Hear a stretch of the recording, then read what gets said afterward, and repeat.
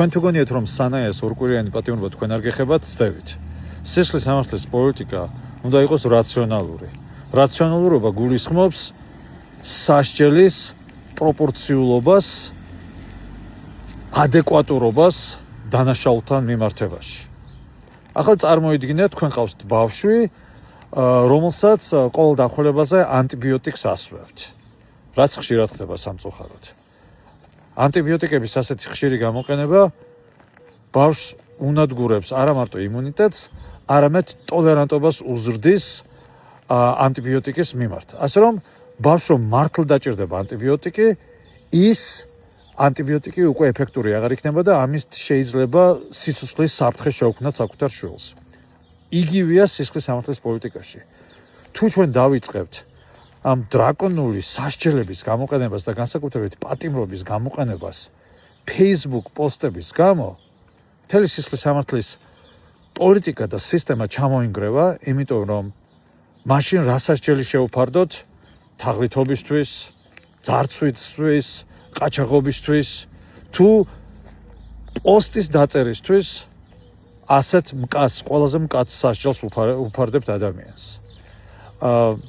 პროპორციულობის სისტემის მნიშვნელობაზე ჩეზარე ბეკარია მე-18 საუკუნეში წერდა და მიაჩნდა რომ ამის გარეშე სასამართლო სისტემა ვერ იფუნქციონირებს.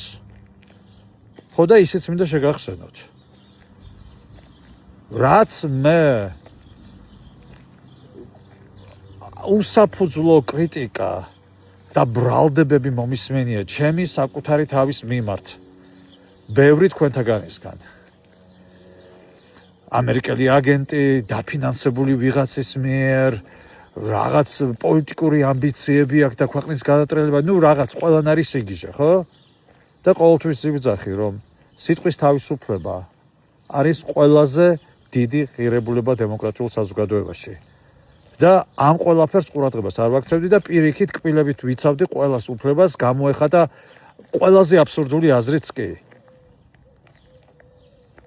ახლა რა დაგვემართა? თუ არავითარი რეაქცია არ გაქვთ სოციალურ ქსელში პოსტის დადების გამო ადამიანის ორკვირიან პატიმრობასთან. არ შეიძლება ასე. არ შეიძლება ვაკრიტიკებდეთ სააკაშვილს მის სისხლის სამართლის პოლიტიკას, იმიტომ რომ იყო ნულოვანი ტოლერანტობა განსაკუთრებით ნარკომოხმარების მიმართ, რასაც მეც არასდროს არ ვეთანხმებოდი, იმიტომ რომ როგორც ამ საქმის სპეციალისტმა ვიცოდი, რომ ამას ბევრი უკუჩვენებაც მოჰყვებოდა და ეს კარგად გააზრებული არ იყო. ახლა რა დაემართა იმ ხალხს, რომელიც სააკაშვილის ნულოვან ტოლერანტობას აკრიტიკებდა და დღეს ხმას არ იღებს. პოსტების გამო ხალხის დაჭერაზე.